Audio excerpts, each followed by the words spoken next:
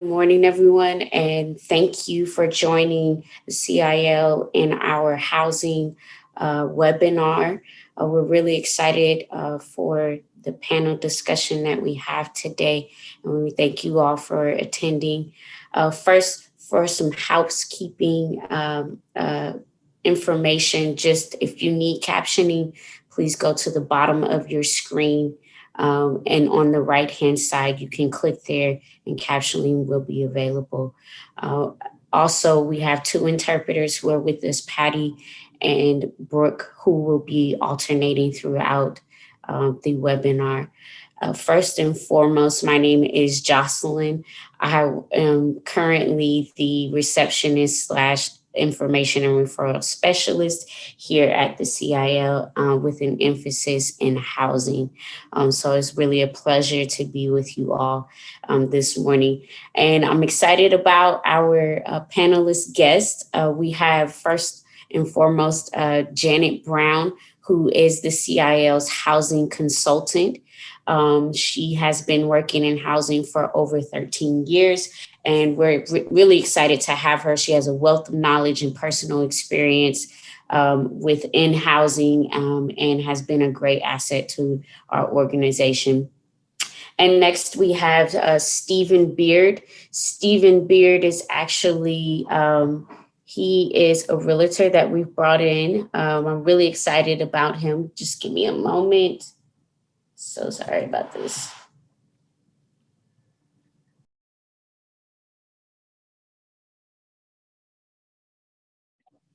So Stephen Beard is a realtor and accessibility specialist. He is with Keller Williams Realty. And Stephen was born initially in Toronto, Canada. He's been working here in the Bay Area and has lived in the Bay Area since 2000. We're really excited that he's here to give his expertise. He primarily, his professional experience includes real estate sales, journalism, software, product marketing, and project management. He holds two bachelor's degrees, one in business administration and another in journalism.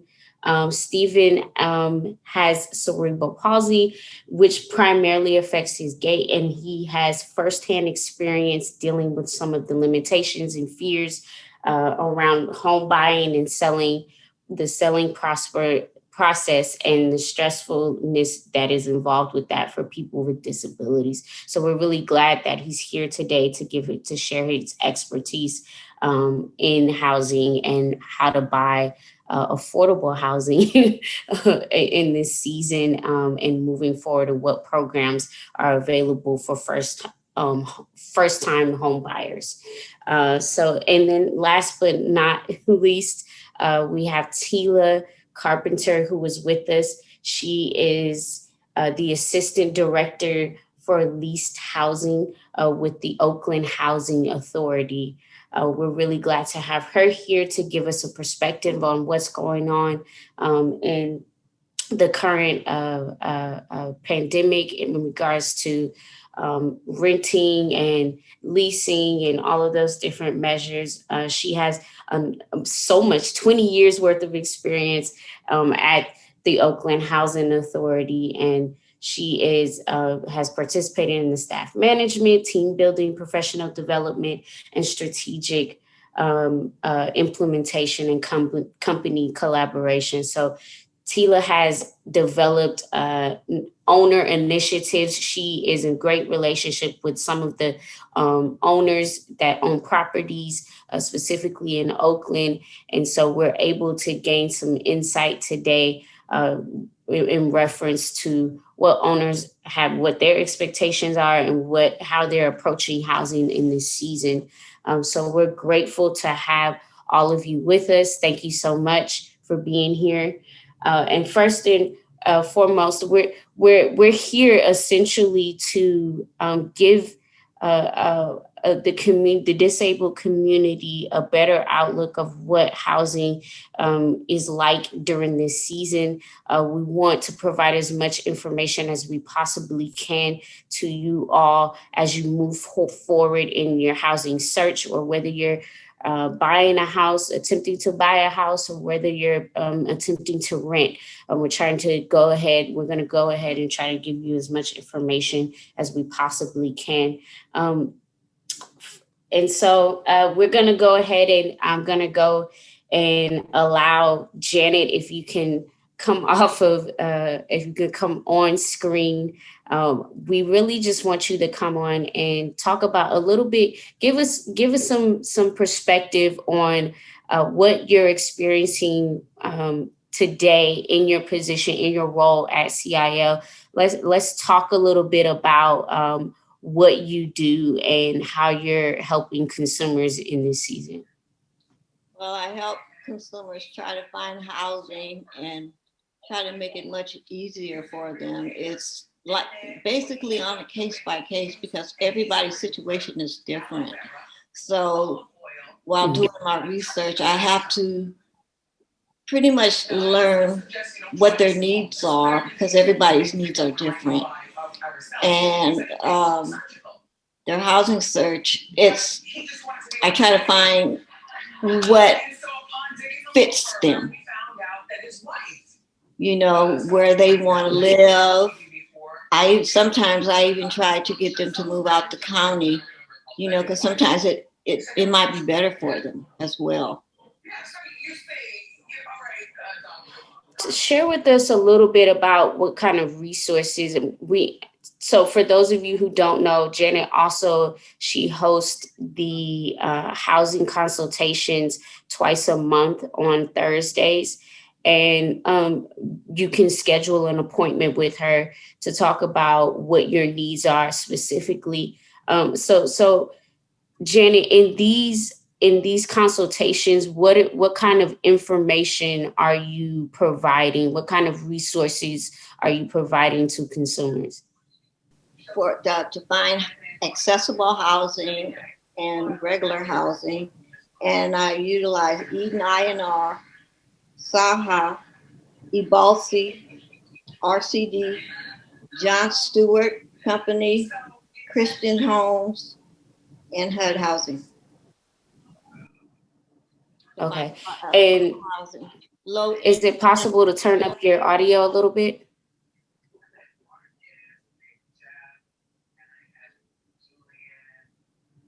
Okay. Can you hear me? And can you restate those organizations you just mentioned that you're sharing with consumers during your consultations? Okay. Eden INR, Saha, which is satellite housing, Ebalsi, RCD, John Stewart Company, Christian Homes, and the Oakland Housing Authority. Okay. And are there any, tell me about a little bit about these organizations and what they're offering. Is there some information that you provide specifically about are they providing housing listings? Do they have, They normally have listings and or open wait lists or applications, and I try to get them to either go online or have them mail their applications to get an application. And the wait list is long, but it's better to get on there now because you never know what'll happen. Because sometimes it'll move up faster. It's depending on where you apply at. okay. Is it possible to, I hate to ask this, but is it possible to turn down there's some background noise and people are having an issue with hearing a little bit. So if Okay. there's a TV or something Okay. That we can hear you.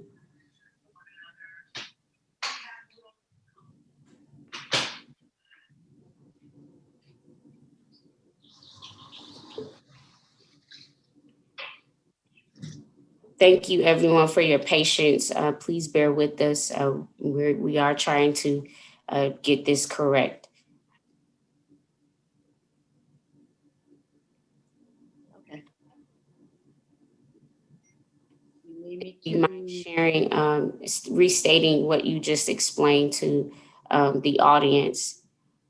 I try to find all the resources that has open lists or that is renting for low income and affordable housing, and I get them to get on the wait list or apply for the applications online, or if they mail them. At this point now, they're just doing online applications, or you have to call them and they'll send it to you.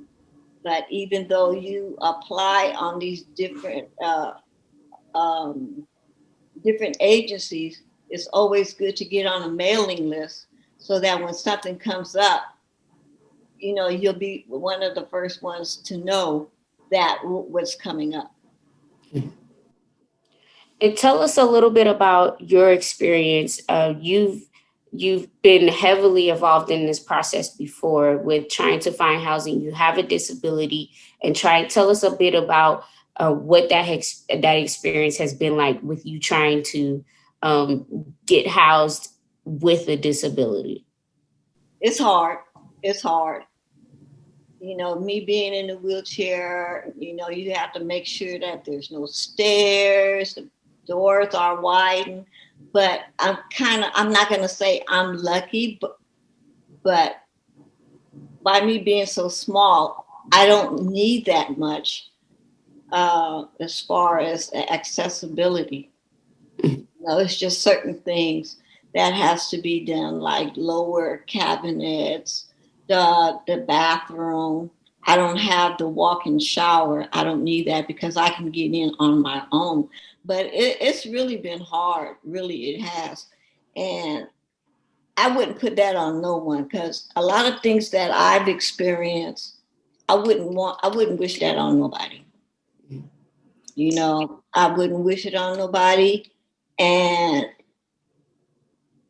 they need someone to pretty much advocate for them, because a lot of them don't know how to go about finding housing. And then they'll be like stuck.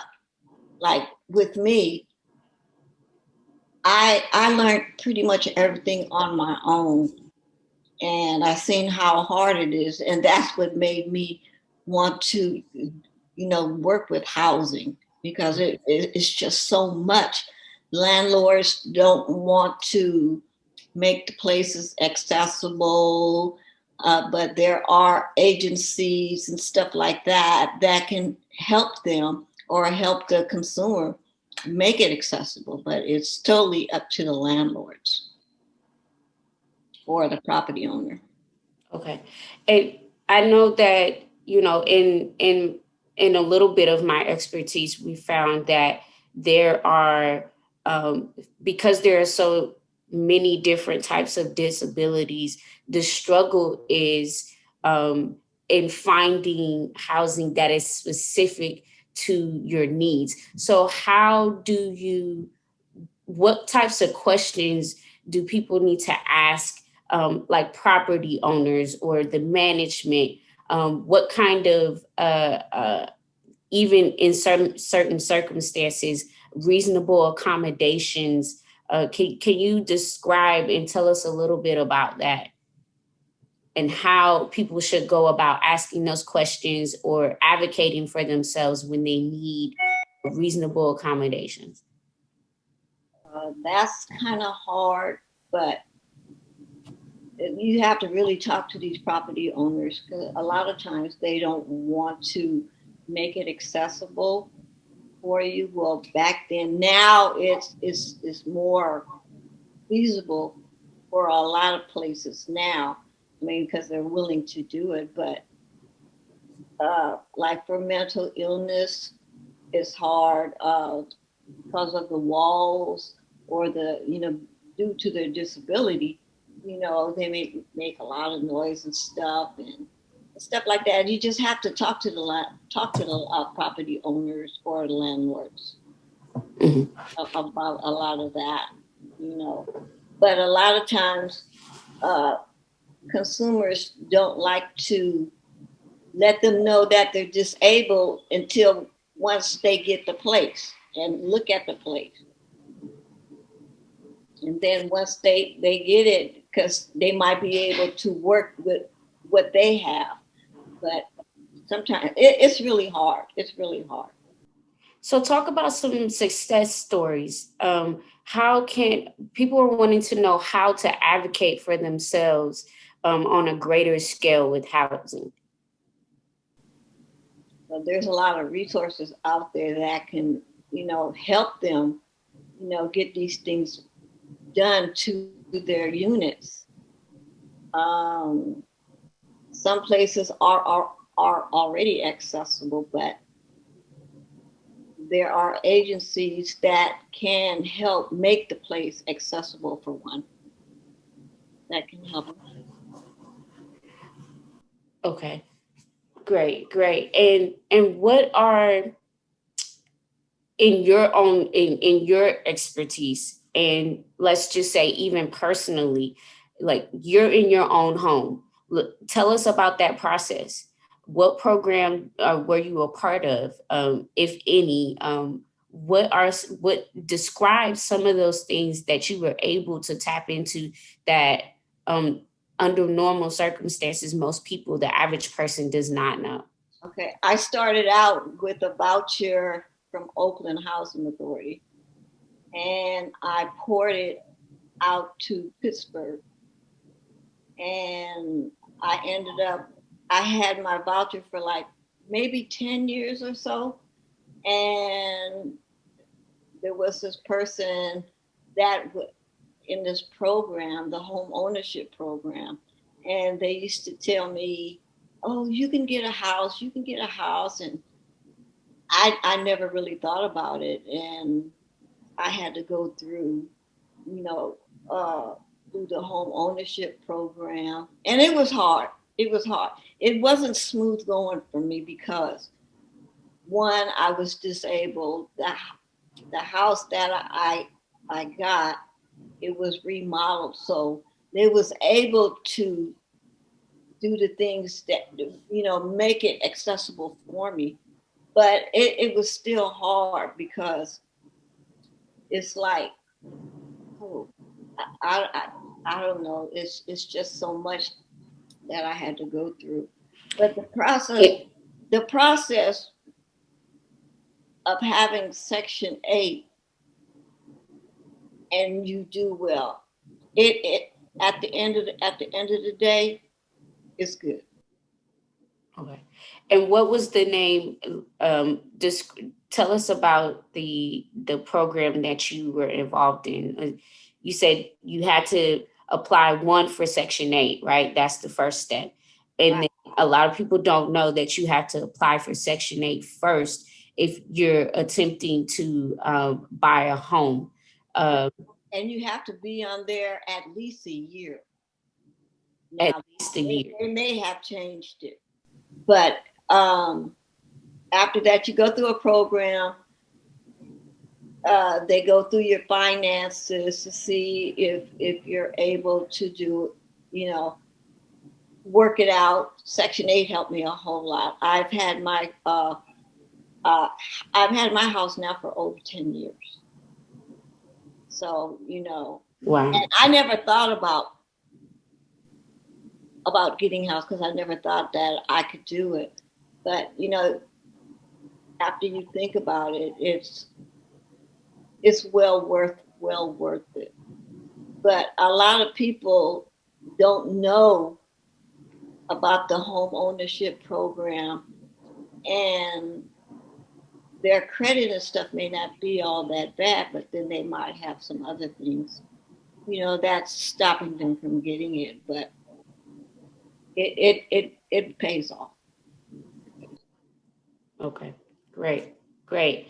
Well, Janet, thank you for these first couple of minutes of just sharing your expertise and your experience with housing. And also, I do want to state that all of the resources that Janet has mentioned at the end of this webinar, you will be receiving, all those who registered, an email with all of the resources that have been stated, and along with some additional ones.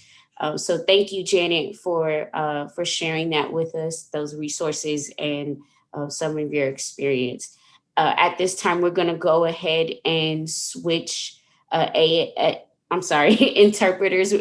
So we're moving on to Brooke now. Thank you, Brooke. You can come and begin. And so, yeah, we'll give her some time. Great, thank you. Okay, and so now we're going to go ahead and move on to Stephen. Stephen, you can go ahead and come on screen. I'm really excited about for Stephen's expertise today. Um, Also, I just want to remind everyone and notify you, we are going to have a time for Q&A. So yes, continue to submit your questions. They will be addressed. And if you submitted questions on via the form, we also are going to address those as well. So just be aware of that. So please continue to submit your questions in the Q&A as we move forward. Thank you. Stephen, welcome. Thank you for being here. Oh, what a pleasure and an honor it is. Oh, so Stephen, oh, for some reason I can't hear you. My video, I am unmuted. Okay, there we Hear are. me We now? can hear you good now. Okay, Perfect. very good. So, So- Stephen, share with us a little bit about what you do. All right. So thank you. First of all, before I answer the question, Jocelyn, I just want to thank you and the others at the CIL for putting together this workshop. I am so honored myself to have been invited to speak to people who are on this webinar and to participate in this panel. I really am grateful. I got into real estate as represent buyers and sellers because I have my own disability. You mentioned that at the beginning, and I just wanted to be an advocate for a community that didn't appear to have anyone. And now that it's been almost 17 years, there still are very, very few real estate agents who understand how to work with clients with disabilities. And so it's been my life's work, really. The most satisfying work I've ever done is to help people with their housing challenges when they're also dealing with physical and other conditions that are unique to them. And to start, I want to echo what Janet said. Everybody's circumstances are unique. Their physicality, their cognitive skills, their financial circumstances, their support network. And I think it's so important for us as advocates to be very sensitive to that when we meet and talk to people. So my process around the home ownership piece is to have an initial dialogue, what we call a needs analysis consultation. And we ask a lot of questions about how the person lives their life. How do they move around in space? What do they need in terms of housing? What do they need in terms of transportation? What do they need in terms of services? And how does that all come together? And the point of our consultation is for us, not only for us to determine that we are a good resource for them to look at the home ownership process, but also for them to feel the same way about us. And so I want to share that this is a discouraging moment in time around affordable and accessible housing. I know that. I know it's tough out there. And I also know that over the years, we've been able to make dreams come true. And I know that sounds cliche, but we've been able to do it. Janet's story is one of dozens, maybe even hundreds of stories of success where a person on a very modest income is able to buy a home. And we've worked with I would say dozens of clients over my career who either using the Section 8 homeownership program or other programs have been able to become homeowners. And that really is the gold standard. And I don't say it because I'm, self-interested in trying to make you guys buy homes. What I'm getting at is the eviction control. Quite frankly, if you own your own place, as long as you make your payments with, mortgages, could be the same as rent sometimes, or maybe even less, then you never have to worry about anyone telling you you have to move. And you can do what you need to do to make that place work for you. Now, is it hard? Yeah. To get into housing that you own? Yeah. Do you have to be really patient and really flexible in a tough environment? Yeah. But if it's on your radar, it's something that we love to help with. There are three main areas where we are able to help people with very modest means get into homes right now. Number one is the whole Section 8 piece. And I imagine Tila will touch on this when she speaks, but this whole idea of owning a home while you're on Section 8 has one major thing you need to do first. And you don't want to talk to me, you don't want to talk to Jocelyn, you don't want to talk to Janet until this one major piece is in place. And that is you have a valid Section 8 voucher. If you do have that, depending on where you live and your specific circumstances and your specific financial characteristics, you may be able to do what Janet did and many of my past clients, and that is to become a homeowner. So that's one play. The second way is BMR, below market rate homeownership. Last fall, in 2020, we were able to help a woman at the city of Berkeley buy a studio condo in the Gourmet Ghetto, which is a very, very nice neighborhood between above on Shattuck, above University, going towards North Berkeley. We were able to help them buy a studio condo for $215,000, and that's a very low price by any standard. And it's a small place, but it was an accessible property, wheelchair friendly, if I may use those terms. And so it was a below market rate opportunity. And that is a second path. Now, there are not a lot of below market rate opportunities, but they happen from time to time all over the Bay Area. And there is a whole process. You have to work hard. You have to be patient. You have to meet certain financial criteria. But it's a second one. The third path to home ownership, which works best if you have a full-time job and are earning, a little bit more than the, SSI, SSDI, this is for someone who's working in a modest job, is down payment assistance.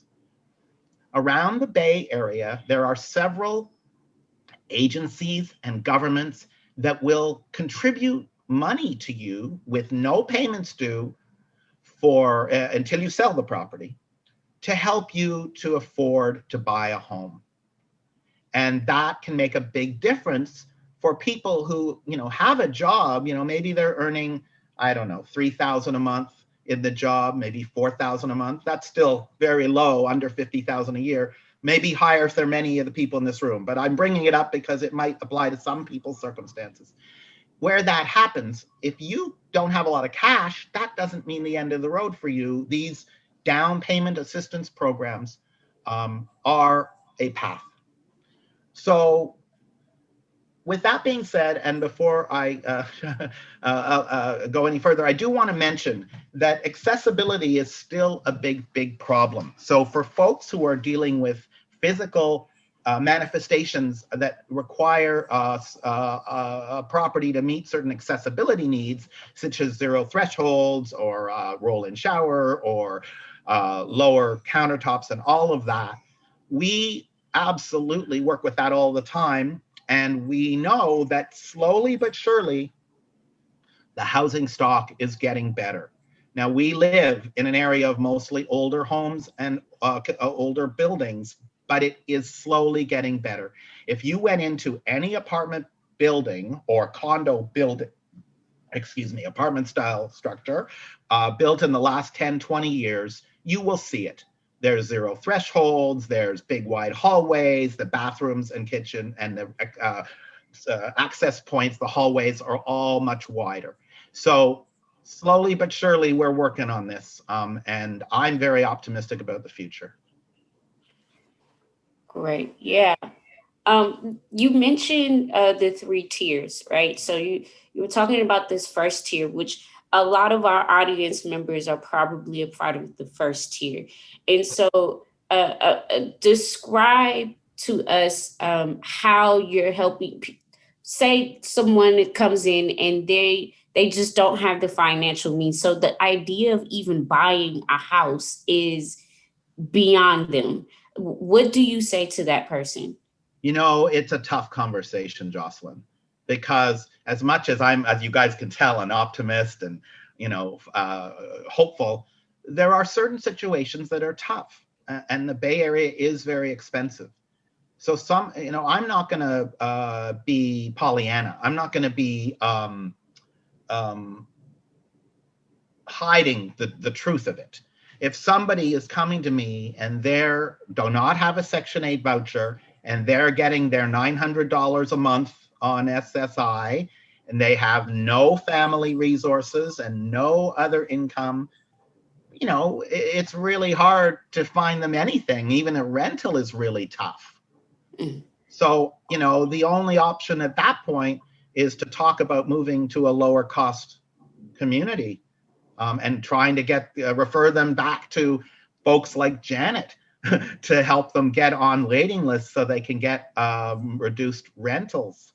There are, by the way, below market rate rentals too, that are out there, as well as the below market rate home ownership information. So it's a tough conversation, Jocelyn, and I won't say it isn't. But often, this is why I was talking before about everyone's needs being unique. Sometimes that person who's only getting $900 a month has one or two other resources that can make the difference. Perhaps a sibling or a family member who is going to help them. Perhaps a program that will provide some sort of support around housing. So it all varies, right? But generally speaking, it's hard. If for people who are, under 20,000 a year, under 1,000 a month, even under 1,500 a month, it's tough if there's nothing else that we can turn to around. And I'm talking about the home ownership piece here. It's really tough. And then you also mentioned you did talk about the various programs, and tell us a bit about how Keller Williams is assisting people in gaining knowledge and getting in financial position, specifically people with disabilities to get in financial position, because a lot of people in this community are on SSI, and so these are, like I said, far-fetched ideas in a sense. So well, how do go ahead? So Jocelyn, this is a great question because I never give up on anybody.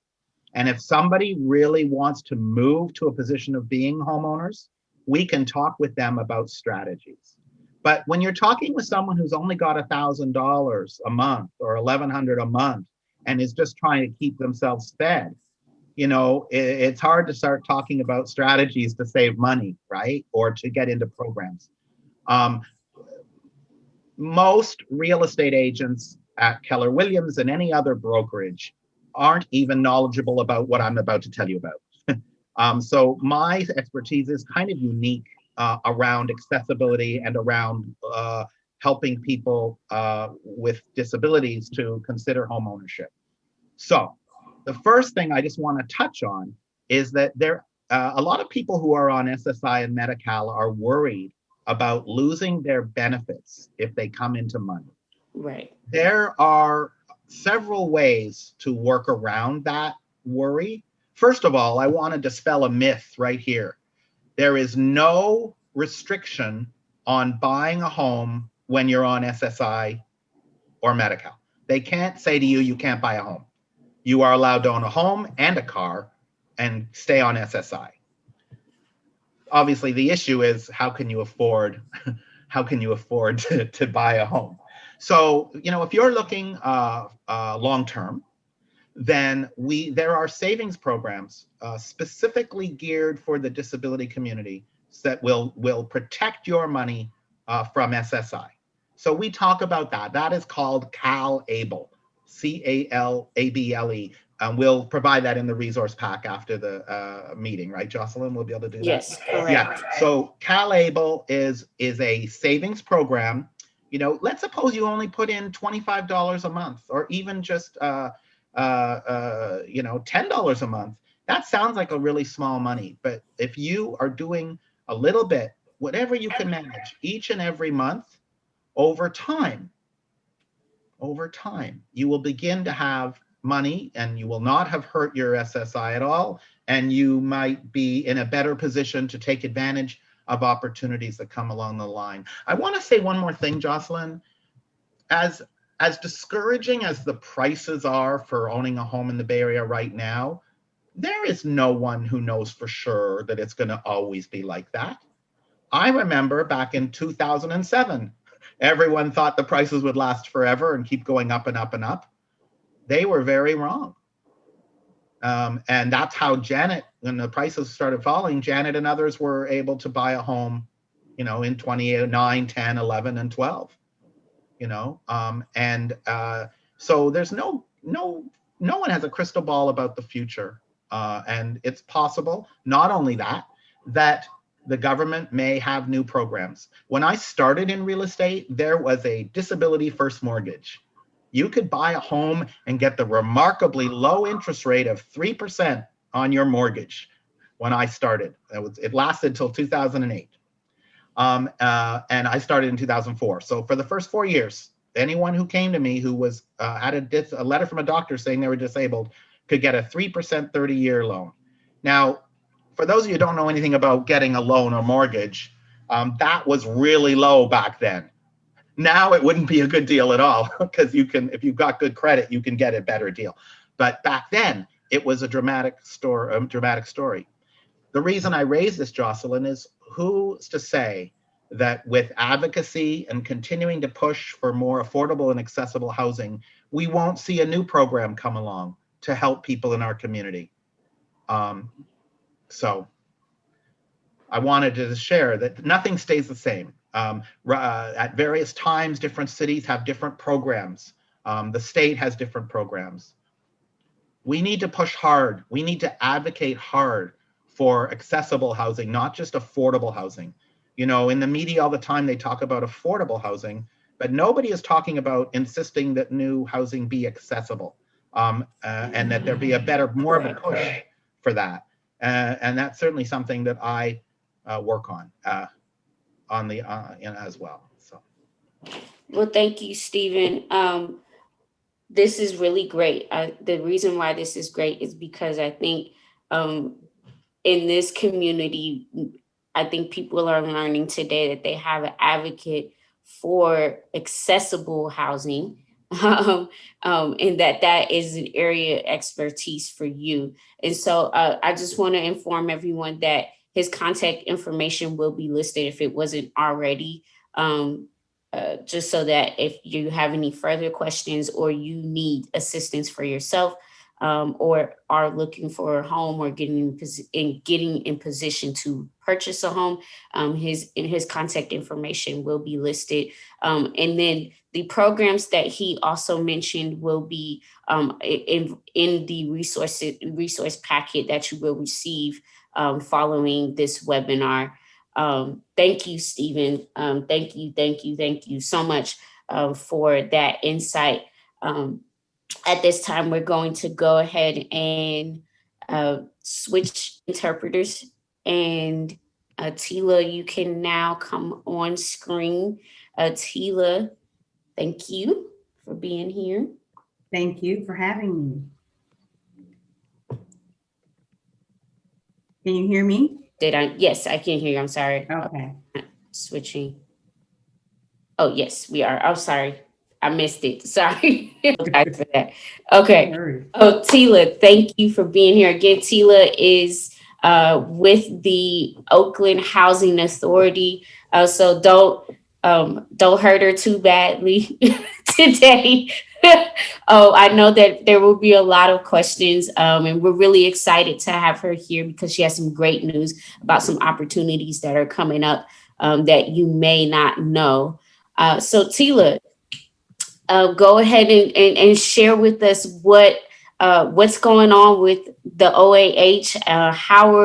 How can this community further gain knowledge about what's going on in this pandemic? What is available to to this community during the pandemic?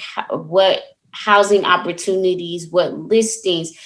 Is Section 8 of vouchers, are they available right now? What is going on?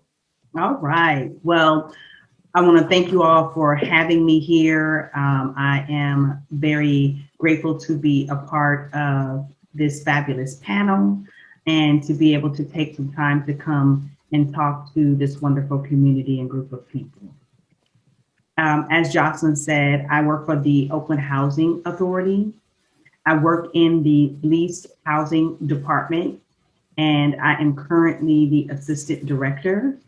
And in my role specifically, I support what we call the owner services team, our customer service team, and our initial eligibility team. So I was very excited about coming here this morning to be able to share with all of you that there is a limited waitlist opening happening on Tuesday of next week. So I'm going to actually start my discussion around that. I'm going to share my screen with all of you so that you can see the document about the wait list opening that's happening. This has been given to you all. You all will receive this. It's been given to the team to share with you. So they will be able to send this out to each of you to make sure that you get your hands on this. So what is this? This is mainstream vouchers. So there is a qualification for mainstream vouchers. Specifically, this is saying that next Tuesday, February the 16th, starting at 12:01 a.m. through Thursday, February the 18th, we will be opening our pre-application waitlist. So this waitlist opening is for mainstream voucher program only that assists non-elderly individuals with a disability. To be eligible, you must meet the following mainstream qualifications at the time of pre-application. And here's the qualifications. At least one household member must be non-elderly, between 18 and 61 years of age, a person with a disability, and who is one of the following: transitioning out of institutional or other segregated setting, or at serious risk of institutionalization, or homeless, or at risk of being homeless. So below here, you're going to just see some of the standard qualifications, specifically here, income limits. So if it's a person of one household, the income limit is $45,700 and so forth, all the way up to 8 persons. We also have for you just how you can apply. This is an online application only. We are not taking paper applications. Currently, the Housing Authority's front doors are closed to the public. We are working remotely and have our phone systems up and running, and emails, and accessing and servicing our clients in real time. So this opening is definitely happening only via our portal. It is a first come, first served basis. We're going to be processing the top 300 applicants. As we go down in here, we just wanted to lay out some more information to help people understand and answer questions around what most people have, which is, what does this mean? as far as availability to me. So eligible households, we talk again about the age and being a person with disability. We talk about what non-elderly persons with disability looks like, right? Again, we're just restating all of this. Then we also talk about the things that we lay out around homelessness. What does it mean? Because a lot of people ask questions and say, well, what does that mean? So in this flyer, it gives the detail of what each of those mean so that we're not making up the definition that's already written out here for you. So I just wanted to, I'm gonna stop sharing now. I just wanted to show you all that this is going to be given to you after this webinar today. Please grab it, read it. You know, it's a great opportunity to apply for our limited waitlist opening for mainstream vouchers. So let me just talk to you all a little bit about vouchers. HUD has different voucher allocations. We have regular vouchers, which are HCV vouchers, which is what Janet Brown had when she was able to use her voucher to become a homeowner.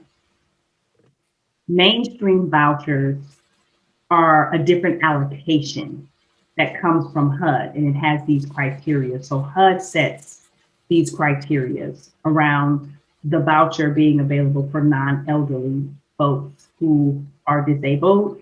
And this specific one is an inclusiveness of trying to capture people who are in some way, shape, or form homeless, or could be potentially homeless, because we are trying to counteract what we're all seeing here in the Bay Area and want to target to help people who have disabilities not be homeless. So what will happen is these vouchers, as long as they're available, we will house people. Currently, for this specific opening, there are 39 vouchers that HUD has given us here in Oakland. So that's where we're starting. Once those are completed and filled up, we still maintain the wait list, because for whatever reason, if one of those 39 household members doesn't utilize the voucher anymore, then you can actually pull another name and have somebody else have the opportunity. So that's why we are opening this specific waitlist, and we are very happy to be opening it because it's very timely.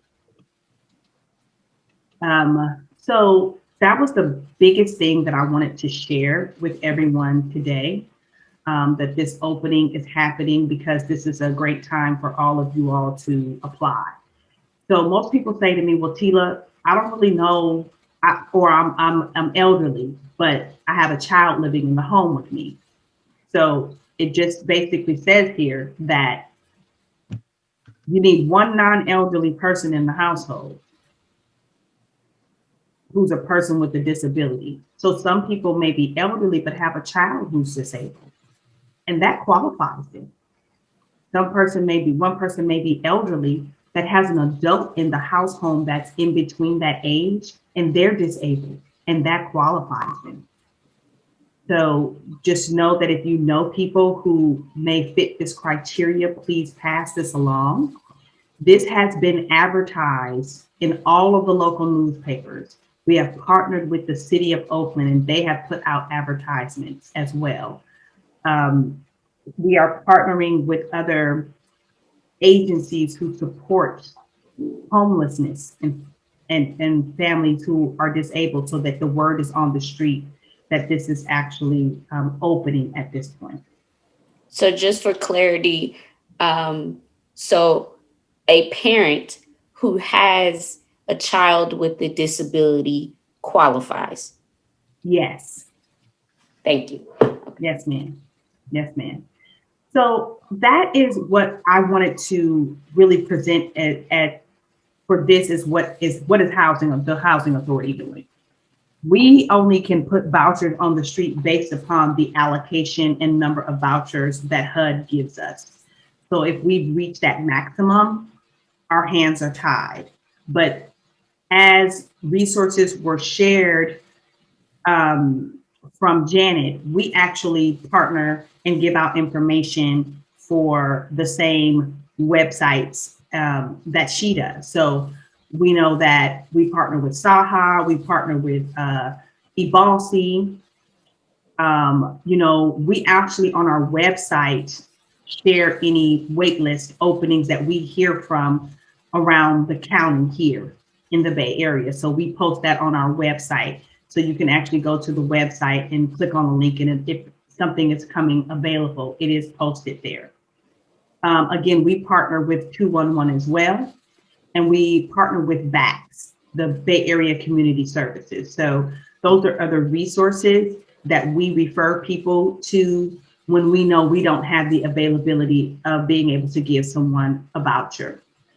Our agency does not have emergency vouchers. That's not how we operate. We operate and get funded based upon the allocation that HUD gives us. I want to state again that the mainstream vouchers, it's a special allocation. We actually have to write HUD. It's called a NOFA.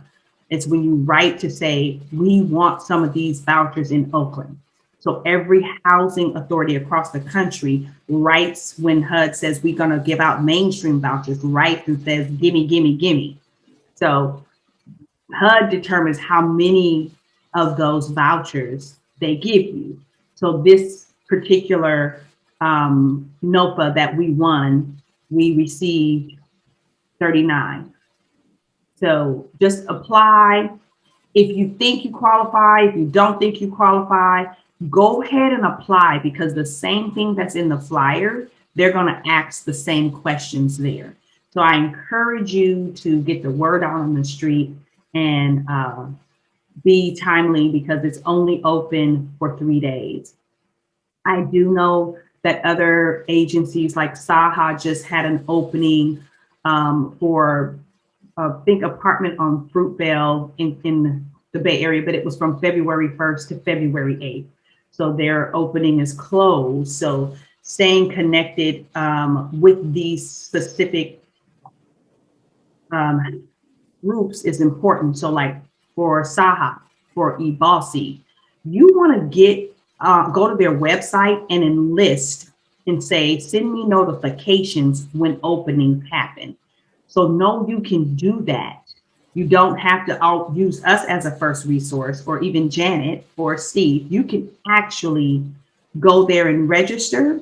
And every time an opening of a wait list is happening, they will send you an email to let you know, so you can be prepared to apply. So we encourage people to get on their listserv, which is saying, send me an email and let me know, as I am. So that's how I know. I actually go and register for these listservs.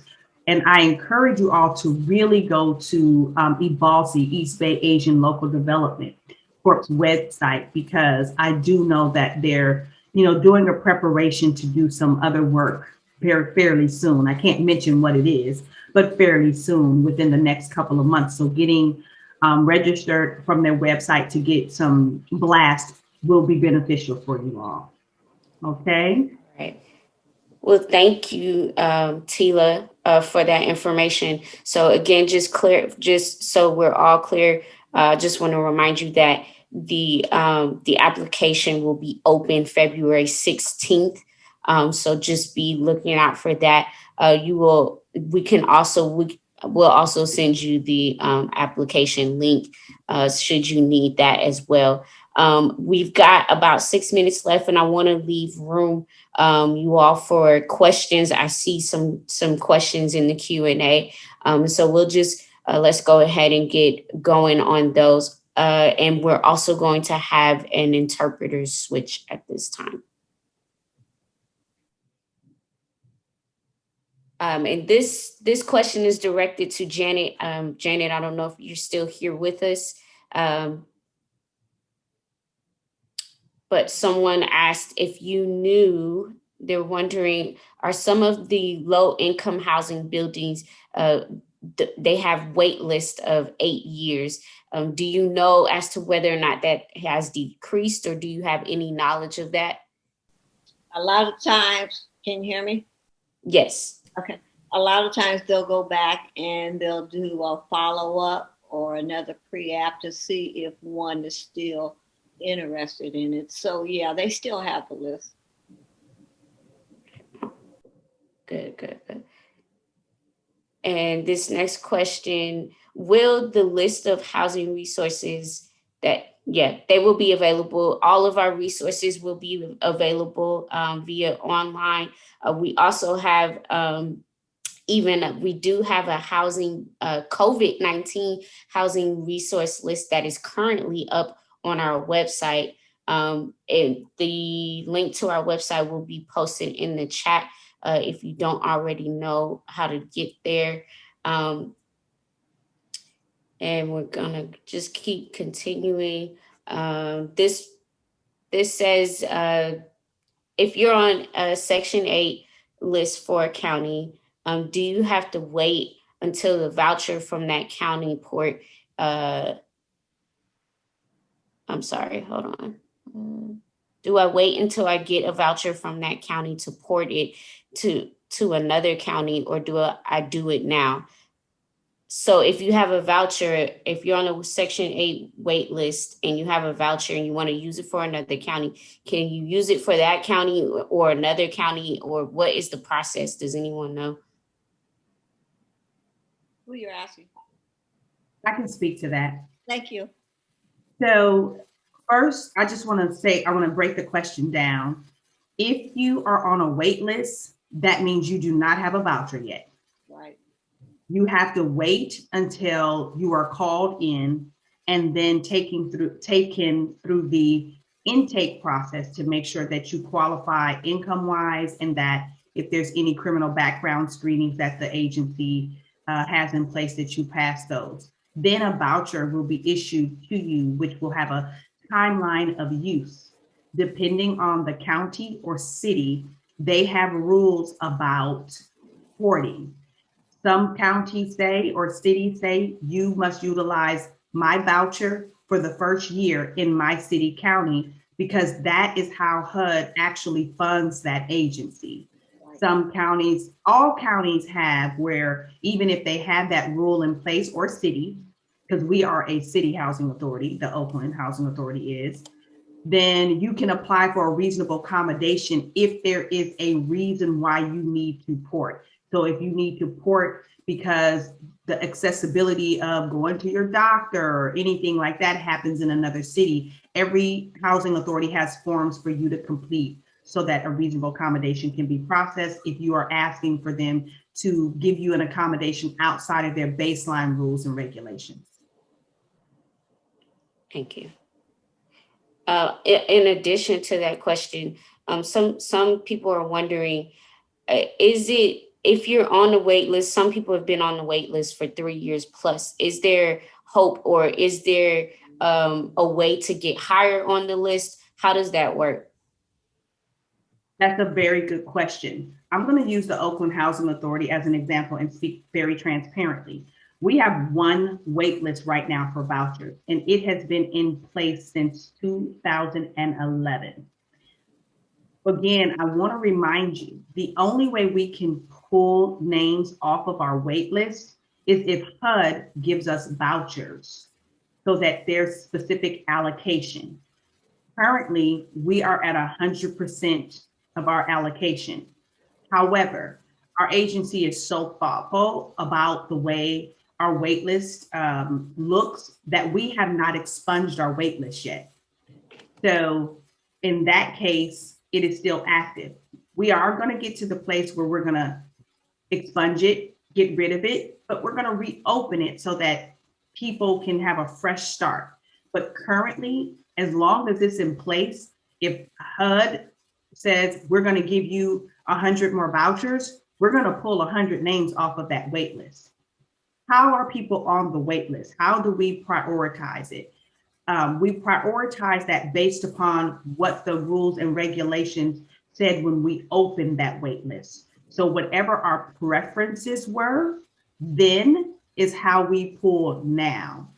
So if you applied and you put down that you lived or worked in Oakland and that you were disabled or a veteran, you're probably going to be higher up on the list.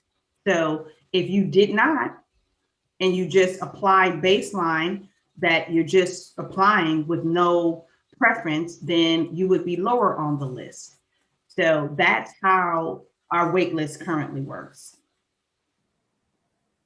Thank you. Thank you.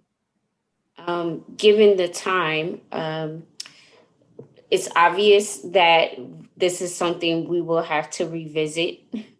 And so we are going to be looking at this in the future. Unfortunately, we weren't able to get to all of your questions. We will, again, we are available by phone. You can call us, you can call into the CIL with whatever questions that you may have. You can also email us at info@thecil.org with questions or concerns. Again, all of the information that was talked about in this webinar will be available to you. And the recording of this webinar will also be available. I want to thank our panelists for joining with us today. Thank you so much for being here. I want to thank all of you who attended the webinar today. We hope that we will be able to get you going in the right direction. We hope that this was helpful and gave you a little more insight than you came in with. I think that is it. Again, if there are any questions, please submit them via email or call in with whatever questions that you have. And contact information for all of our panelists should have been entered into the chat, but we'll also provide that as well. Again, thank you.